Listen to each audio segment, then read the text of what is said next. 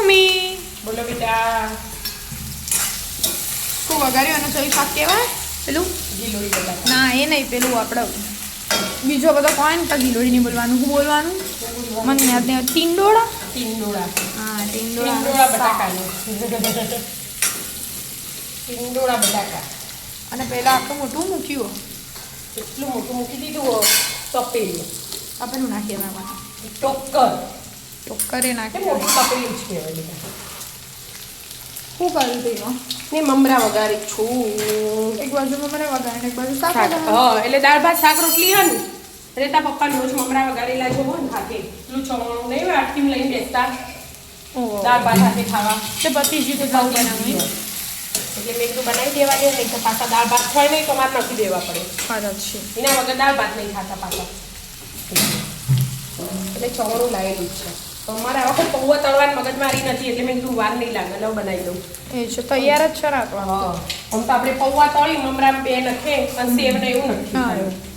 પણ આ વખત આ ચવાણું તૈયાર જ છે આ તો આ વખત ચવાણું લાવ્યું ટેસ્ટ કરીએ છીએ એવું લાગે મસ્ત લાગે આમ તો ઓર એક બે વાર બનાવી હતું ને આપણે એટલું મીઠું નથી ને ચડવા દેવાનું તો મસ્ત ચડી જાય ગીલોડી. બીજા મસાલા પછી કરવાના. પેલું મમરા વઘારવાનું તૈયાર ના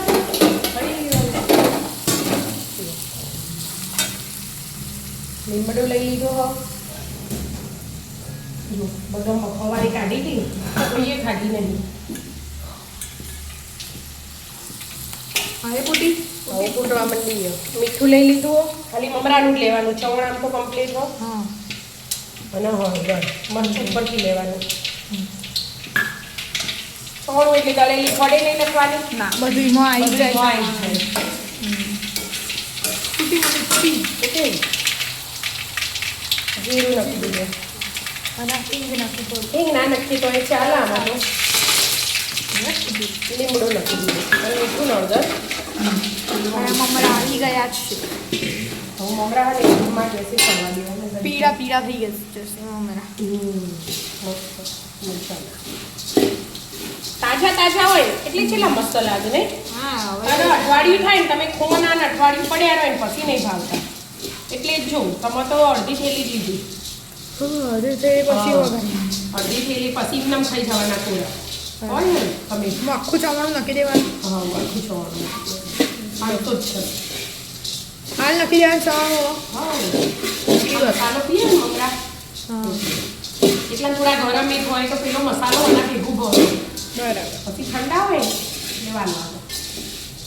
બસ હવે એનું લઈ પેલા મમરા બની ગયા. અથવા થેલી તોડીને ઘરમાં ના મુકાય.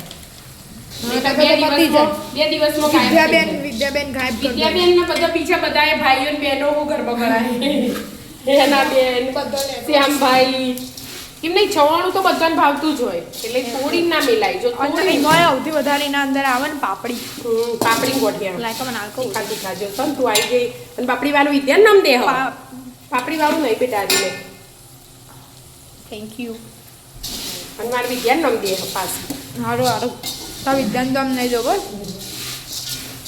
મસ્ત થઈ ગઈ.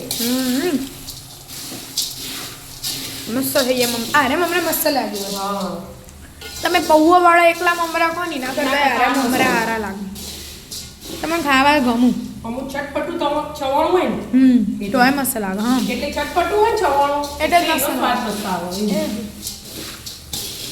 અને ક્વોન્ટિટી વધી ના ક્વોન્ટિટી એ વધો અને ખાવાની ખાવાની મજા લાગે. આવે એકલા મમરા ઓછા ભાવે. ડાયટિંગ કરે ને બધા મમરા ખોય હા કોઈ વજન વધારના પેટે ભરાઈ જાય પેટ ભરીને પાણી પી લેવાનું. આમાં જો સિંગ દાણા તળવાની મગજ મારી નહીં આપણે કસાની જ નહીં બધું અંદર આવી જાય ફટફટ બની જાય એવું. કોઈ રોટલીઓ કરી દે પછી ખાવા બેસી આપણે રોટલી કરું દાળ ભાત શાક રોટલી કિલોડીનું ટીંડોળાનું અડધી કિલોડી ચડી જાય એનું ઘડીક વાર મોકળ વાર થઈ આવું મસાલા કરી પછી ઢોકી દેવાનું. ઢોકી દે એટલે તૈયાર. એટલે અમુક ઓછું ચડેલું ખાતા હોય ને એટલે થઈ જાય ઘડીક ઘડીક વાર. અને આપણે પપ્પાને બધું વધારે ચડેલું જોવો પપ્પા બીજા મસાલા આપણે કરતા નહીં ગરમ નહીં એવા. લડો તો પછી જમવા બેસી જઈશું. દાળ ભાત શાક શાક રોટલી છાશ અને મમરા ચવાણું. ચવાણું. રાધે રાધે.